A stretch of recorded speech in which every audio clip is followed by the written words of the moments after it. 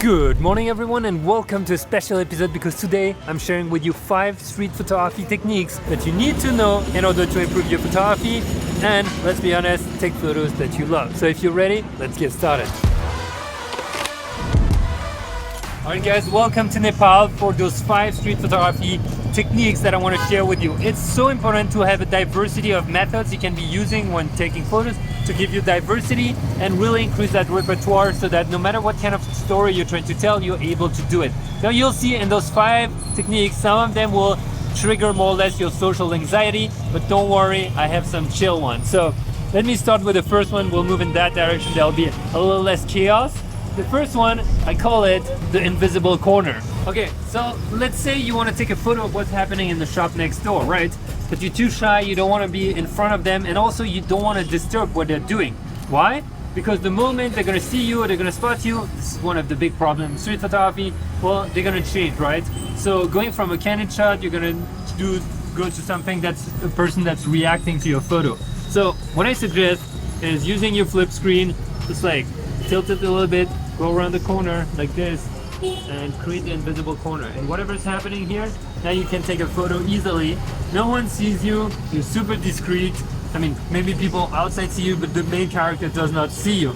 And that is important. And also, remember, if you're super triggered by asking people for photos, if you're uncomfortable having a camera and looking at people and taking photos of them, this is a great way to get around it and create something that's a little easier on your nervous system, because at the end of the day you want to enjoy what you're doing. So that's for the first technique. Now the second one is probably the craziest, so let's go. The second technique is going to be the crowd immersion. What does it mean? It simply means you stay static in the middle of the crowd and people will go around you, and at some point you will become almost invisible. And I say almost because it doesn't always work.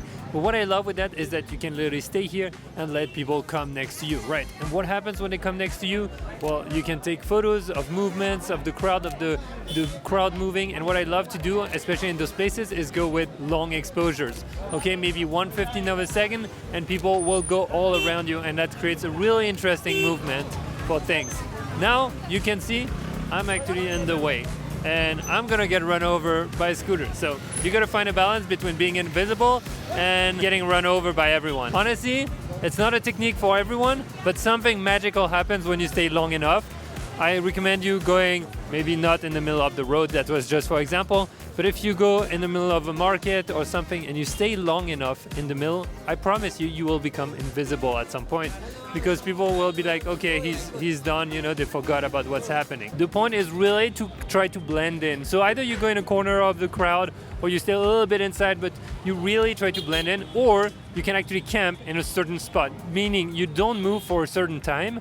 And I can tell you, I did that for like 10-15 minutes the other day, and at some point I was part of the decor and people had forgotten me and was able to get very candid shots that I liked, and even the crowd movements and stuff. With that being said, let's get on to the third technique. I hope you're enjoying. Hey, before we move on to the third technique, I just wanted to introduce myself. If you don't know me, my name is Pierre T. Lambert. I'm a travel adventure photographer and I share all my photography adventures here on YouTube. I also created the 30-day adventure to great photos, a step-by-step method for taking your photography to the next level, no matter what kind of camera, no matter what kind of gear. It then has worked for thousands of students around the world. So please check it out if you're interested. This helps the channel and keeps the adventures, and I can share more tips with you.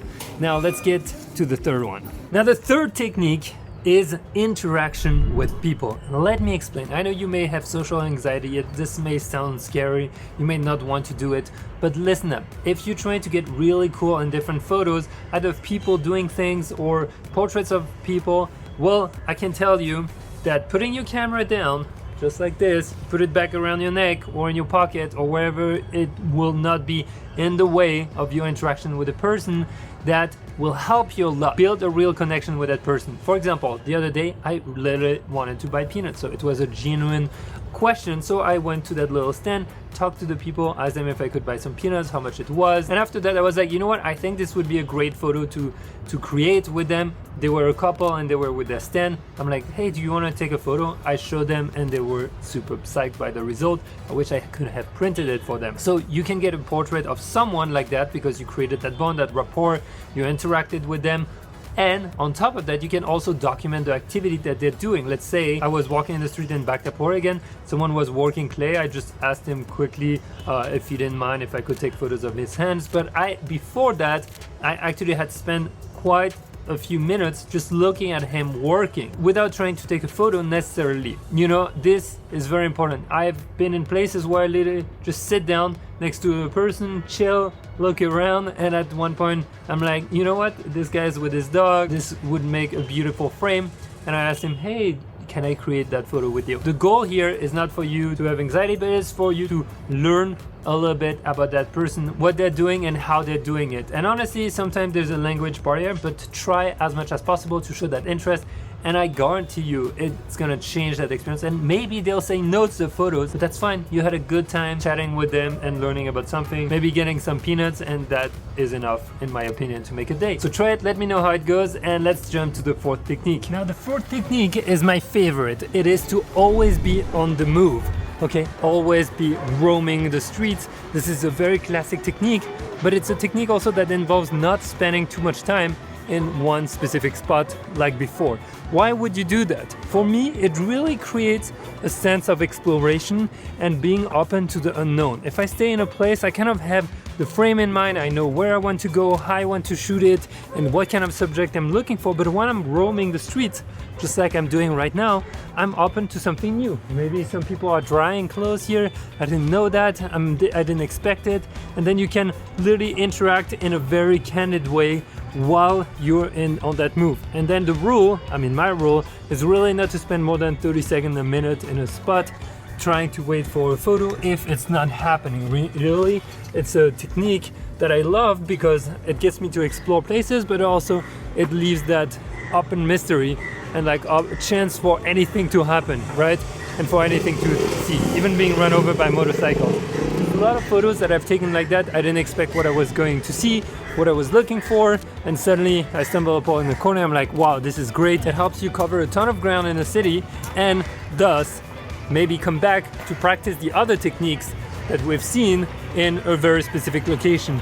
But honestly, this is my favorite way to explore any city. I highly recommend it to you. Let me know if you use that one, and let's move on to number 5. Technique number 5 is chasing light. You may have heard of that expression, but it's so true in photography.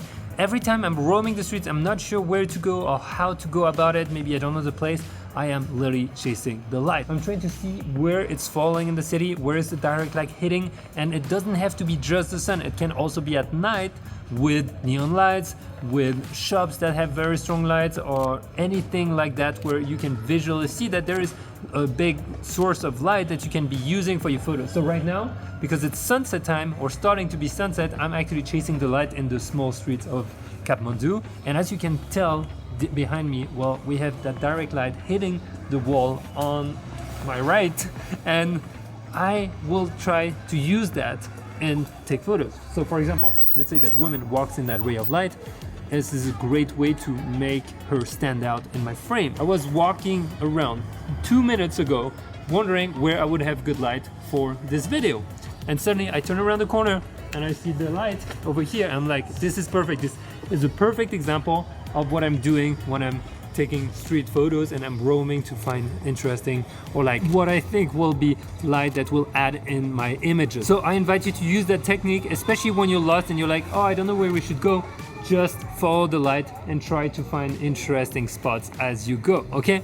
Now, it's not over. We did number 5, but I got some bonuses for you, okay? The bonus has more to do with how you can act and behave with your camera. Let's say you're trying to take discrete photos right now. You can hold your camera on your arm, okay? And then you can turn and take photos. Whenever you do that, there is something you should know.